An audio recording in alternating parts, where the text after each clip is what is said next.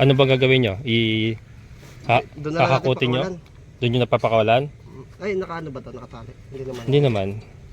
Kaya lang hindi ko alam kung mag-hold yung ano, Sa ilalim. sa ilalim. Mabigat din eh. Hawakan na lang sa ilalim siguro. Oo, alalayan nila sa ilalim. Tawagin mo siya, no? Ayun. Kaya nyo ba dalawa? Kaya. Patong mo muna doon. Pwede ba ako pumasok doon? Apo. Ayan, May footbath ka? meron po. Ayan.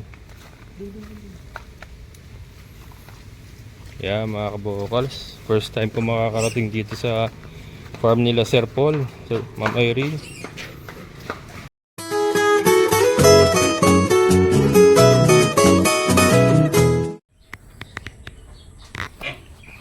Effective talaga yung ivermectin mga kabukals. Oh.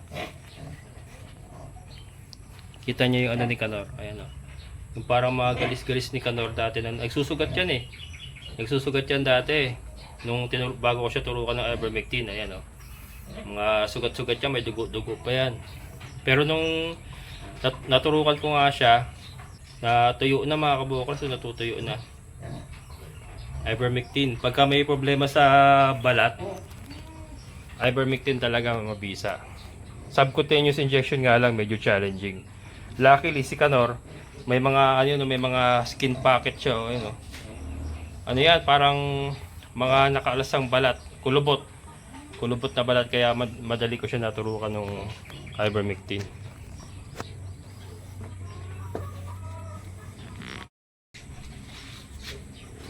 Yan.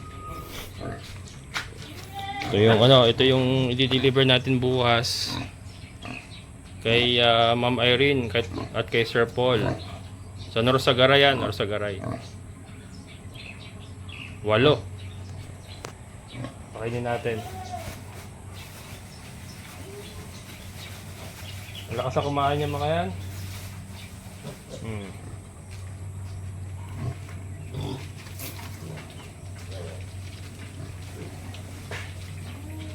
Ito ay ano, free starter.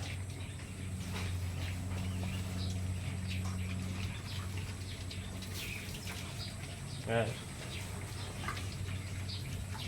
Yan, Ma'am Irene, Sir Paul. Ito na yung dadaling ko bukas.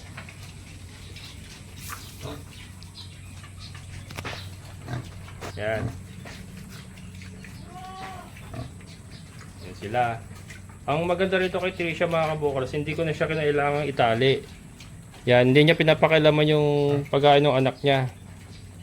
Ewan ko, ba't nagkaganon? Hindi niya pinapakialaman, no? Ayan, oh. Kaya hindi ko na siya kinailangan itali. Yung iba kasi tinatali ko kasi inuubos nila yung, yung feeds ng mga anak nila. Pero si Tricia, ayan, oh, hinahayaan lang niya. So, ayan, sa nagtatanong, 3.5 po ang benta natin ng mga biik. Ayan, malakas na kumain. So ito nga po, Norsagaray ang destination nila bukas. Ayan. Ayan siya, oh. Hindi niya na tumitikim-tikim siya pero hindi niya kinakain talaga lahat. Ayan. O baka hindi lang niya type yung yung free starter. Malakas kumain ng yung Daraxamase na pinapakain natin sa kanila. Ayan. Yung malakas siya kumain nun. Pero itong free starter, hindi niya masyado pinapansin yan. Kaya nadalian ako sa handling dito kay Tricia ngayon. Kasi hindi ko na siya kailangan itali. Mahirap kasi pag nakatali. Yung inahin, pangit din pag nakatali. Kasi yung pupo nila, hinihigaan nila kasi nga restricted sila eh. Hindi sila makaiwas sa pupo nila. So, pag pupo, minsan nahigaan kaya ang dumi. Nadudumihan sila. Yan, sige. Busin nyo na to. Taalis na rin naman kayo bukas.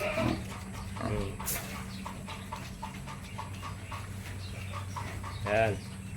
Mabiyahe tayo bukas sa umaga. Maga tayo alis. Yung na lang gagamitin ko rito, yung dog cage. Yung hindi na yung pinagawa kong bakal, mabigat yun eh. Nasa taas yung motor eh. Hindi pa natin maibaba yung motor at maputik pa. Dog cage na lang gagamitin natin dito. Yan, 8.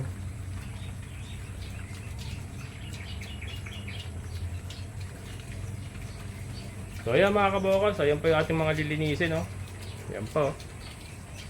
Pero at least, ayun nga, yung sulok na yon na ano na natin, na umpisa natin. Madali na lang yan, pag ano yan, paikot yan. Yan. Tapos yung pinakagitna, ano na lang yan, iga-grass cutter natin yan. Ayan pa. So kaya mga kalat-kalat, lilinisin natin yan. Unti-unti, yan ang ipaprioritize ko ngayon para ano, pagagandahin natin yung ating area. Good morning mga kabokals. Ayan, so magdi-deliver na tayo ng bake. Yung 8 bake ni Tricia, i-deliver natin sa North Sagaray. Gagawin ko kasi yung motor hindi pa makababa dito kung anong maputik pa. Apat-apat ang hakot natin mga kabokals. Pero nandyan na nakaumang na, nandyan sa may part na tuyo. So yan, huli tayo ng 4 muna and then dadali natin sa taas.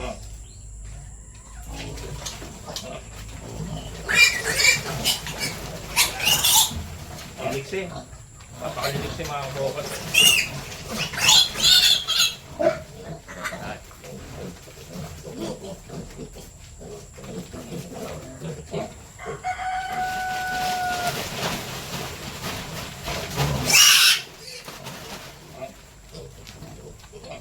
Yan mga kabokals.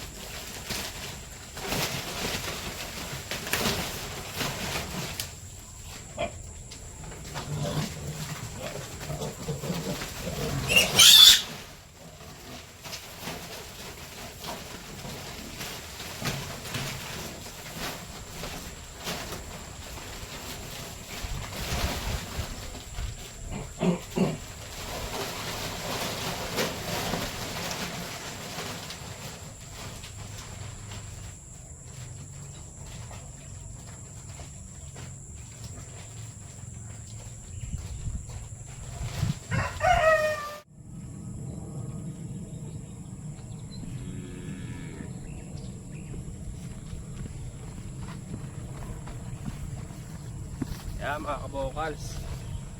Yan sila. Meron tayong cage.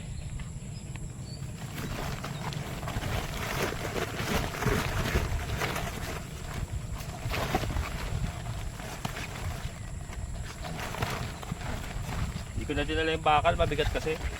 Wala akong katulong magbuhat.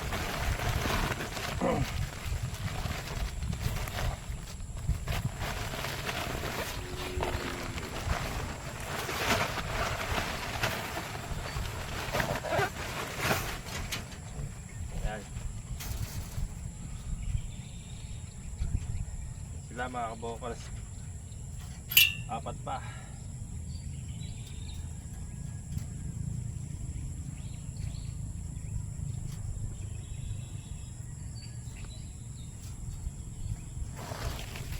Takpan natin para hindi sila hindi sila magwala, saka para hindi sila mainitan and hindi mahanginan.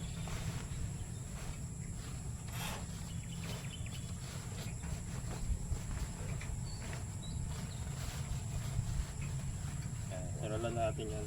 Yung mga gilid, para wala sila nakikita. Kasi maghahanap ng butas yan na malulusutan. Para hindi sila magpumilit lumabas.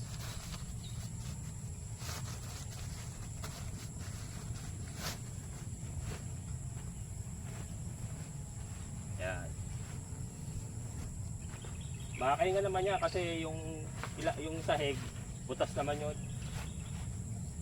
Doon papasok ang hangin sa ilalim. Yan para protektado sila kasi syempre, 'di ba? Masela ng baboy. So sa biyahe, 'di ba, along the way, baka may masagap tayo. At least nakatakip sila. Ayan.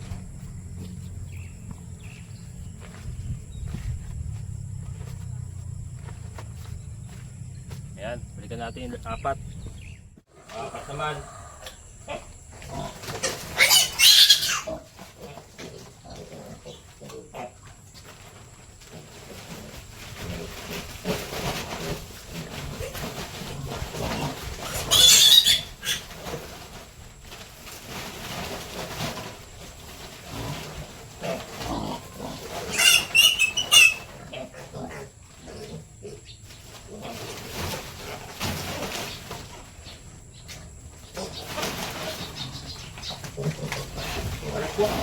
Untog ako. Nauntog ako eh.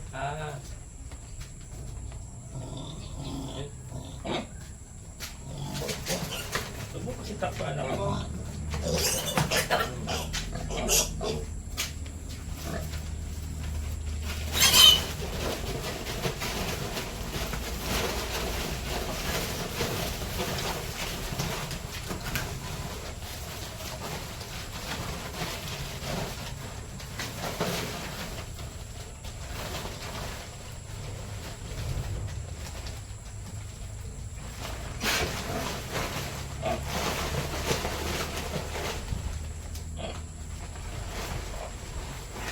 Yan. Yan mga kabukal.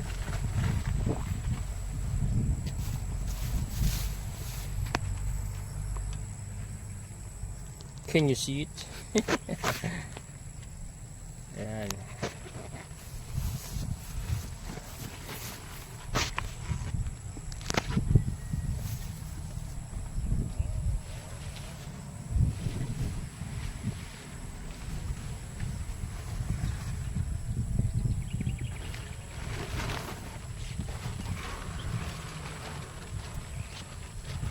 Itong hirap pagka mga kabukal yung mag-isa.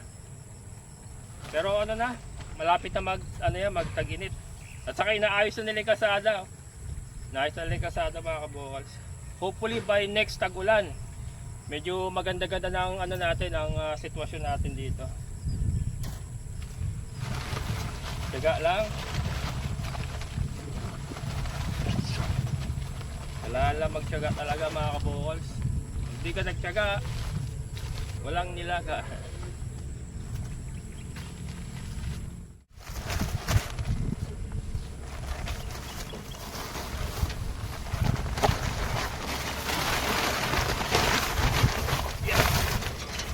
Yan. Yan sila mga kabukols. Tali pala muna natin.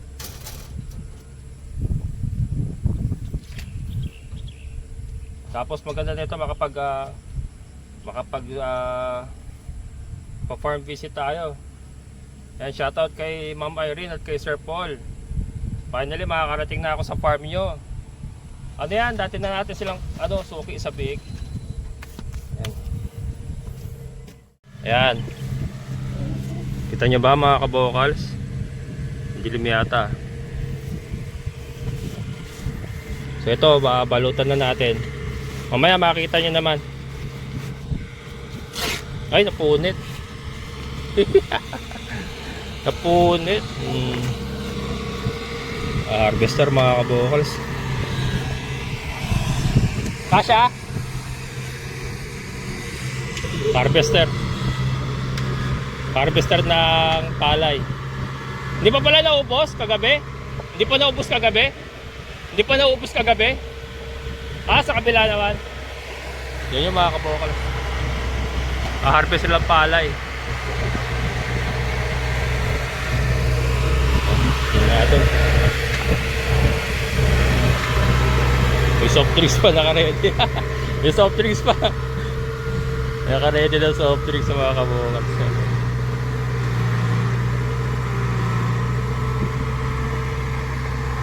Kubota. Yan ang harvester mga kabukal. Sa panahon ngayon, saglitan na lang mag-harvest ng palay. Maganda rin yung mga kabukal, madaanan niya na madaanan. Kasi napipit-pit niya yung yung maputik doon. Napipit-pit niya. Unlike dati kasi lulubog talaga lulubog. Pag dinaanan mo, lubog ka talaga. Pero ngayon napipit-pit niya, tumitigas yung part doon. Mas maganda na dadaanan niya. Kasi siya parang tangke yung gulong, di ba? Yung ano. Pagka konting araw lang na ganyan, titigas na, makabababa na yung motor natin. Unlike unlike dati, kahit maulan na, kasi nagkakaroon ng water pockets, kaya ano, kahit maaraw na, may tubig pa rin. Pero ang ganyan na daanan niya na, napatag niya. Parang pinison. Yan. So, yun. Naghihintay na si Sir Ian, yung farm manager. Yan. Secure lang natin. Hanap buhay talaga mga kabukals. Sari samot-samong hanap buhay sa farming. Ayan palay, harvester, kumikita rin yan. Ayan, alam nila yung ko eh. Yan ang magandang ginawa mo. Itinataas mo yung wire ko. Naabot yung wire ko. Yan. Yun ang worry ko eh. Baka tamaan nila yung wire, pero itinataas naman pala. Hindi lang ako madadali dyan, pati si Andrew. Nandyan din yung wire ni Andrew. Hindi, kabait naman yan mga yan. Yan. So let's go mga kabukas. Magpapalit lang ako. Si Milky yun. Nalilipat ko lang. Umaatungal. Ililipat ko ulit mamaya. Konti daw yung damod sa pinaglipatan ko. Umaatungal. Ilapit ko kaya rito. Kaya ilapit natin si Milky mga kabukas.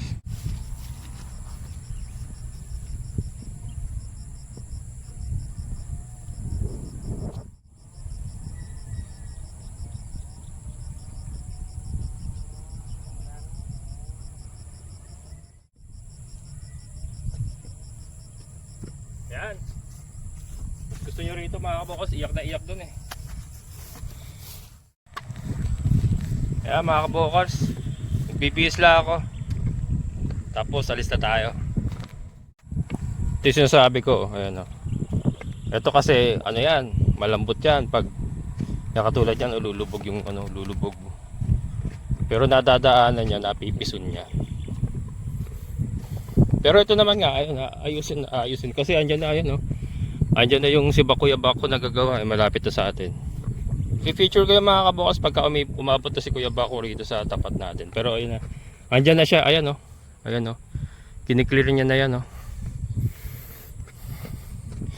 Ito, dito dumaan sa lote ni Ate Gingging. Dito kasi ayun yung wire ko, yan ang ko, baka abutin. Pero sinusungkit naman pala nila, nakita ko kanina. Kaya kagabi nakaantabay ako kasi magdamag sila nag-harvest sila dyan magdamag kagabi. Kaya alas di rin makatulog kasi inaantabayanan ko to. Tinitignan ko kung mawawalan ako ng kuryente. Pag nawalan ako ng kuryente, pagdaan nila, matik na yun, tinamaan nila. Ito si Kuya Bako. Hindi, ito yung Bako, pero si Kuya Bako wala pa. Maga pa eh. Yan. Bis lang ako mga kabukals.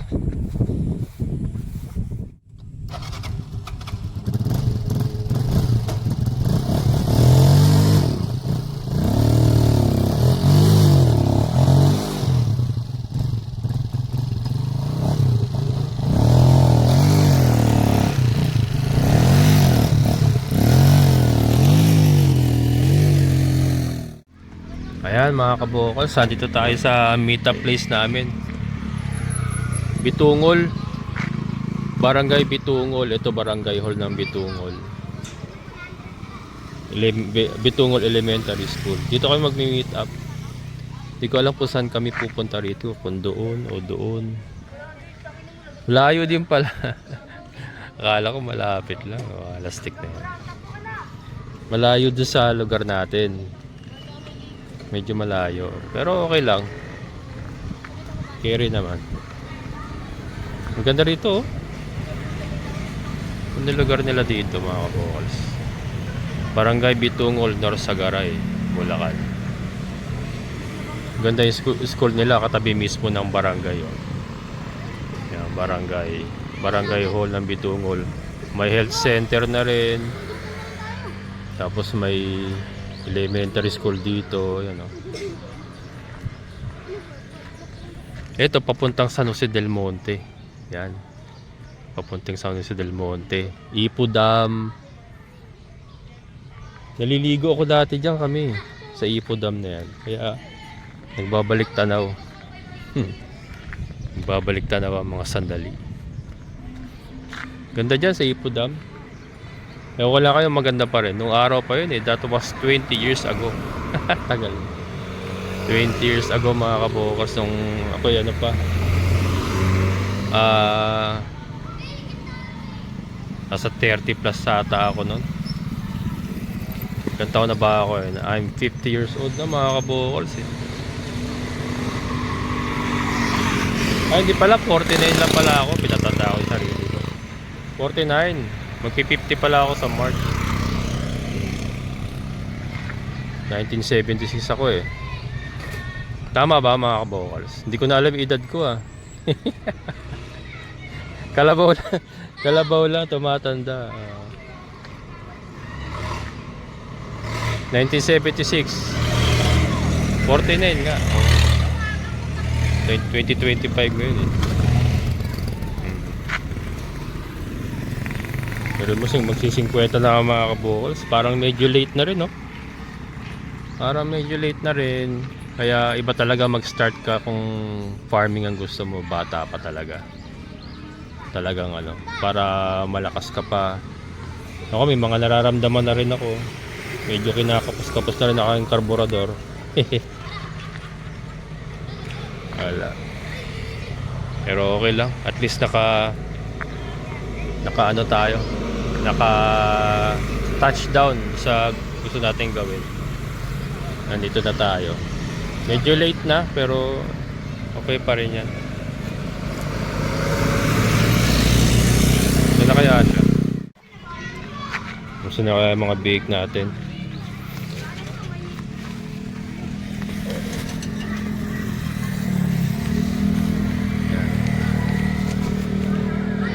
Okay naman sila.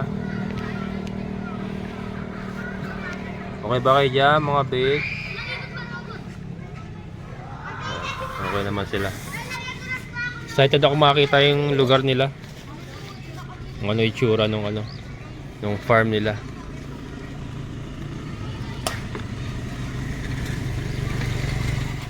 Ayan mga kabukas, nandito na tayo. Si Kuya Ian, ang farm manager. So, ito tayo mismo. Ito na ba yung loob ng ano nyo mismo? Ito na po yun. Ito na yung loob ng alagaan nila mismo mga kabukal. So, maganda kasi malamig oh. So, ito sir. Teka. Tinakpak ko kasi ng ano para hindi mahanginan eh. Hindi mainitan. Saka mainitan. Ano, pahawak natin? Ano bang gagawin nyo? Doon na lang natin Kakakutin nyo? pakawalan. Doon nyo napapakawalan? Ay, nakaano ba ito? Nakatali? Hindi naman. Hindi naman. Kaya lang, hindi ko alam kung mag-hold yung ano, Sa ilalim. sa ilalim. Mabigat din eh. Hawakan na lang sa ilalim siguro. Oo, alalayan nila sa ilalim. Tawagin mo siya, no? Ayun. Kaya nyo ba dalawa? Tayo. Patong mo muna doon. Tama. Sige.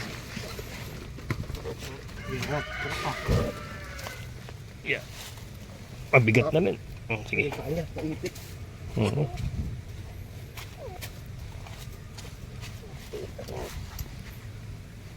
Mabigat na kayo, ha? Mabigat na rin yan. Ay, lumusot na yung isa. Isip yung paa. Lumusot na yung pa. Okay, paalang naman. Pwede ba ako pumasok doon? Apo? May footbath ka? Meron po. Ayan. Yeah, mga kabukals. First time ko makakarating dito sa farm nila Sir Paul, Sir Ma'am Irene.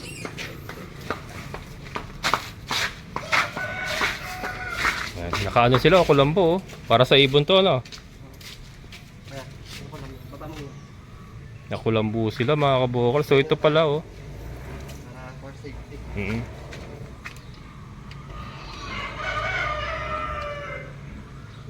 Ano, so may solution yan.